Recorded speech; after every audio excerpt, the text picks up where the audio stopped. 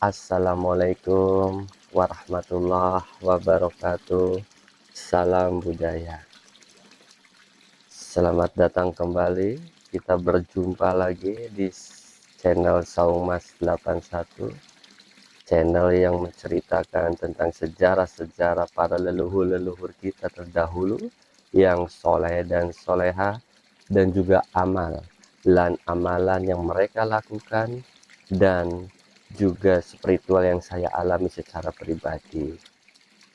Para sedulur di seluruh Nusantara, bagi yang baru bergabung dan menemukan channel ini, selamat bergabung. Bantu channel ini dengan cara mensubscribe, dan saya ucapkan semoga para sedulur-sedulur di seluruh Nusantara diberikan kesehatan, waluyajati, kelawan rahmat lan hidayah saking kersanipun Gusti Allah subhanallah wa ta'ala. Amin amin ya robbal alamin.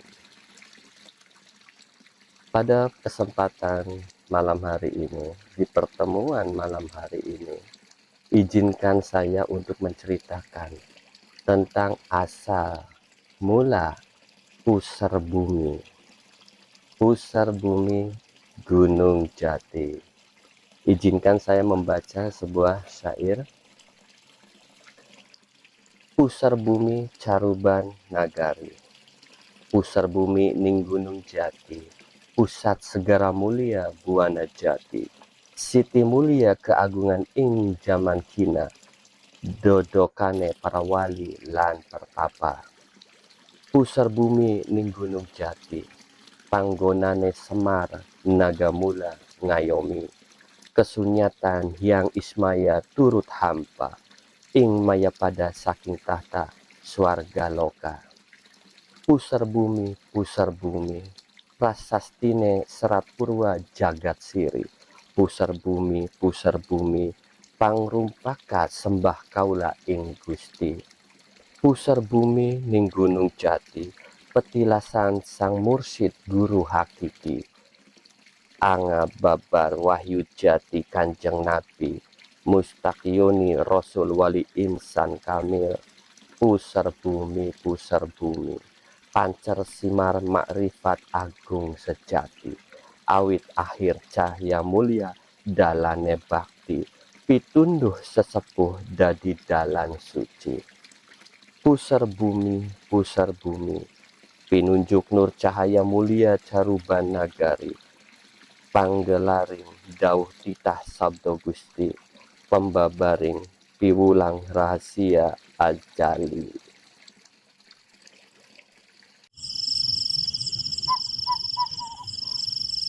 Pulau Jawa sebelum ajaran Islam berkembang adalah merupakan hutan rimba yang sangat angker, penuh dengan rawa yang membanjir, ditumbuhi banyak pepohonan yang besar dan semak belukar yang lebat. Pada suatu masa di zaman Nabi Isa Al-Masih, di salah satu puncak gunung hiduplah seorang petapa bernama Pendeta Bagral Banjir. Dipercaya bahwa gunung tersebut adalah gunung yang bernama Gunung Ciremai, dan hanya petapa sakti mandraguna pilihan Sang Hyang yang dapat tinggal di puncak gunung ini.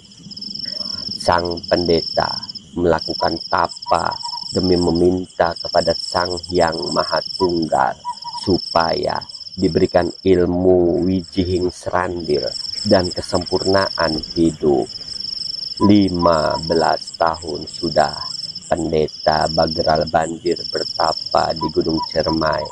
Tak sia-sia keinginannya dikabulkan oleh Sang Hyang Maha Tunggal.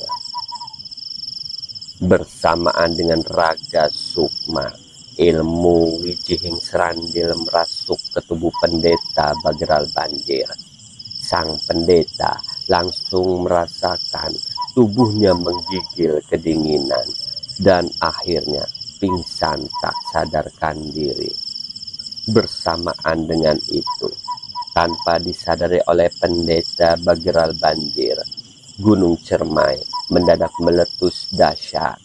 Puncak Gunung Cermai itu ambrol, terlepas, terpental, melesat jauh ke awang ungu, dan akhirnya jatuh ke laut. Puncak Gunung Cermai itu terombang-ambing di perairan, laksana perahu dihantam ombak badai. Sementara itu, tubuh pendeta Bagral Banjir telah raib, hilang tanpa bekas, bak pindah ke dimensi lain. Sayangnya, pendeta Bagral Banjir justru hilang saat ilmu Wijihing Serandil memasuk ke dalam tubuhnya. Hilang bersamaan dengan melesatnya puncak Gunung Cermai tersebut, lalu terombang-ambing di laut saat gunung itu meletus. Banyak pendeta lain yang datang untuk menyempurnakan yang telah dilakukan oleh pendeta Bagral Banjir. Namun, mereka mendapat perlawanan sengit dari para siluman penghuni Pulau Jawa. Para pendeta dan pengikut atau pasukan mereka terpaksa mundur sampai arah utara Jawa Tengah. Mereka membuat kantong-kantong pertahanan. Kantong pertahanan terakhir adalah pertahanan setengah lingkaran yang kemudian disebut Pekalongan. Sekian ratus tahun berlalu, kisah pun berlanjut. Puncak Gunung Cermai masih terombang-ambing di lautan. Saat itu, datanglah seseorang ke puncak gunung yang terombang-ambing itu, memperhatikan dengan seksama. Kemudian meyakini bahwa tempat inilah yang dicarinya. Itulah petilasan tempat bertapa pendeta Bagral Banjir. Segera orang tersebut menuntaskan tapa yang pernah dilakukan sang pendeta.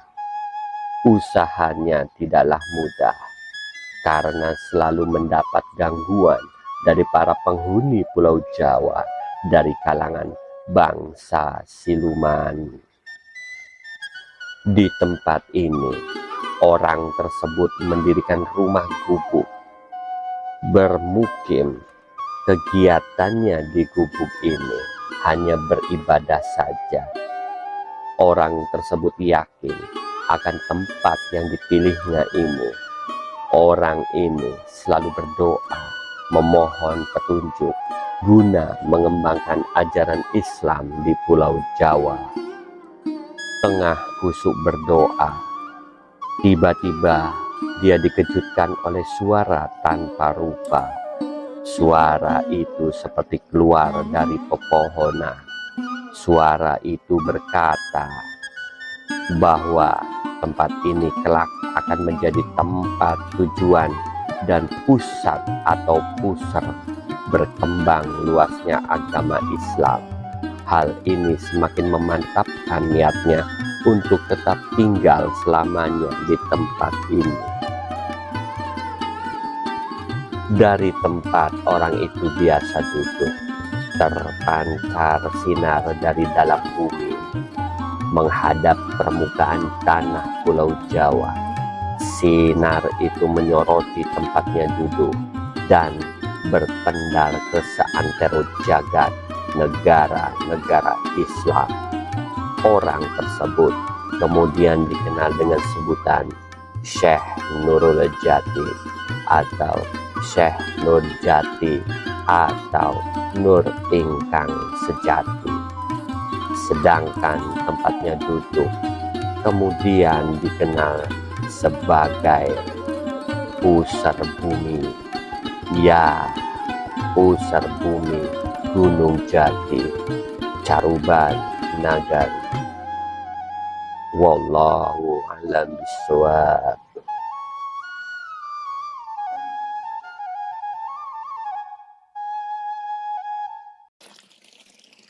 Alhamdulillah, sudah kita saksikan bersama-sama tadi videonya, jalan ceritanya. Jadi di situ belum selesai, masih ada lagi yang lainnya dan menyangkut nanti masalah tokoh dari seseorang Nanti kita lanjutkan insya Allah. Dan izinkan saya ingin bercerita tentang pengalaman saya di pusar bumi 5 atau 6 tahun yang lalu. Dan yang tadi dilihat oleh para sedulur-sedulur, tempatnya sudah bagus, sudah nyaman, sudah alhamdulillah, buat tafakur sudah tidak kepanasan kalau siang hari, atau kalau malam hari sudah tidak kehujanan, tidak takut akan kehujanan. Dulu 5 atau 6 tahun yang lalu, ketika saya pertama kali ke sana, itu bentuknya masih seperti gambar yang ini. Nanti saya akan berikan gambarnya. Nah, seperti ini. Jadi sudah terbayang akan gelapnya malam, atau ketika hujan turun malam hari, tidak ada tempat berteduh, kita terpaksa harus turun di situ. Tapi alhamdulillah sekarang tempatnya sudah bagus.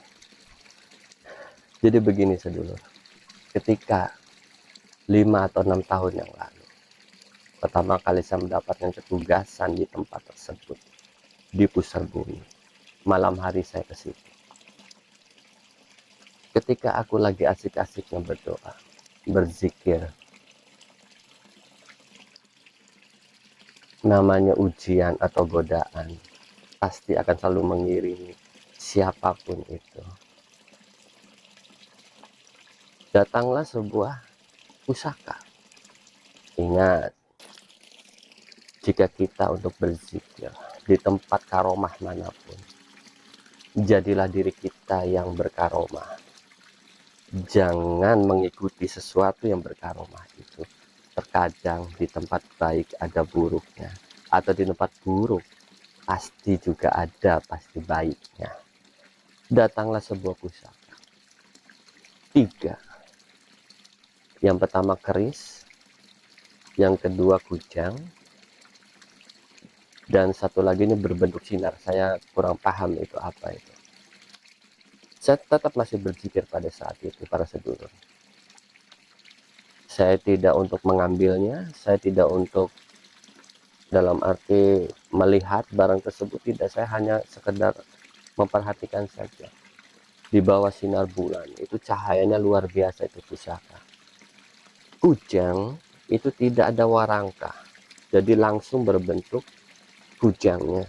Dia berdiri begini, semuanya kayak begini, ngawang-ngawang seperti ini di depan saya.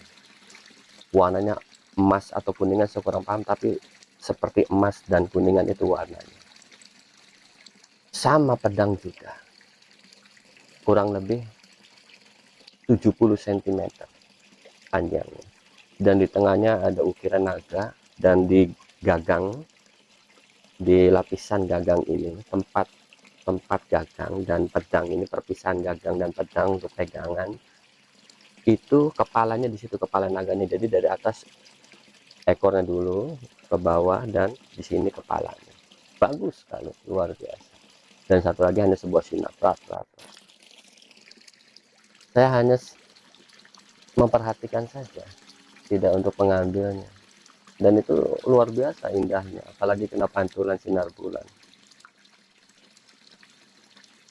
Ketika saya tidak menjamahnya, ada suara,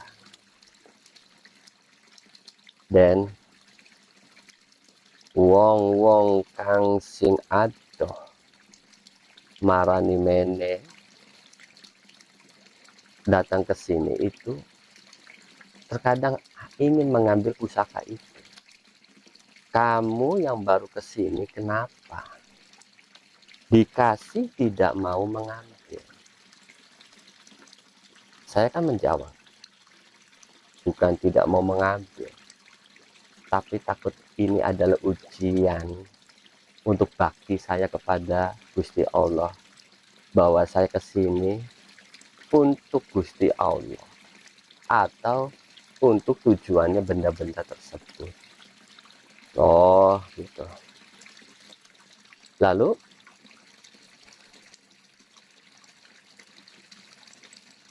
karena saya tidak mau mengambilnya,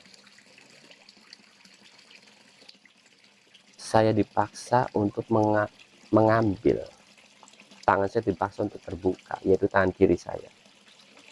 Insya Allah ini cerita sesungguhnya. Saya tidak mengada-ada, tidak ditambahkan, tidak dikurangi. sebenarnya saya mengalami para sedulur. Tangan saya disuruh terbuka, dikasihlah saya sebuah bokor emas. Bokor warnanya kuning ya, saya entah itu emas atau kuningnya, tapi seperti emas warnanya. Dipaksa megang, masuklah itu bokor ke tangan saya. Selama saya berzikir itu tangan saya seperti memegang sesuatu. Gini terus tangan itu. Akhirnya saya terus berzikir. Setelah zikir saya selesai, tangan saya masih seperti ini. Saya buka mata saya. Nah, namanya di pusar bumi itu kan ada sebuah batu tuh, yang kanan dan yang kiri mengapit lubang itu. Nah, di batu kanan itu ada sebuah batu akik ya, berwarna biru 3. 1, 2, 3. Jadi sejajar duanya, satunya di bawah. Warnanya biru, bagus sekali. Di kegelapan malam, di remang-remangnya cahaya, ada sinar berwarna biru, bagus sekali. Pada sih tinggal mengambil aja di sini, cuma saya nggak ngambil. Saya biarkan dan saya hanya melihat aja.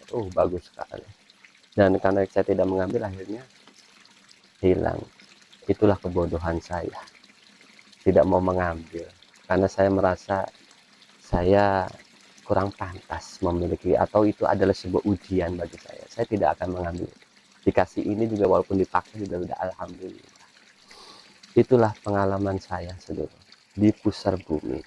Dan semenjak itulah saya diutus selanjutnya ke Talun untuk mengambil sebuah mahkota. Mahkota dalam arti yang secara goibiah, bukan nyata, goibiah. Insya Allah nanti akan saya ceritakan di lain kesempatan jika memang saya berkunjung kembali ke Talun. Itu saja para sedulur. Sesungguhnya segala kebaikan adalah datangnya dari Allah Subhanahu wa Ta'ala. Dan jika ada kekhilafan, mohon dimaafkan. Aranege menungsa, mohon ampura. Dan bagi para sedulur-sedulur di seluruh Nusantara yang sudah mensubscribe ini, saya ucapkan terima kasih, matur kesuwun sangat. Mudah-mudahan rezekinya deras dan terus mengalir bagaikan air jam-jam. Subhanallah, matur kesuwun. Begitu saja para sedulur.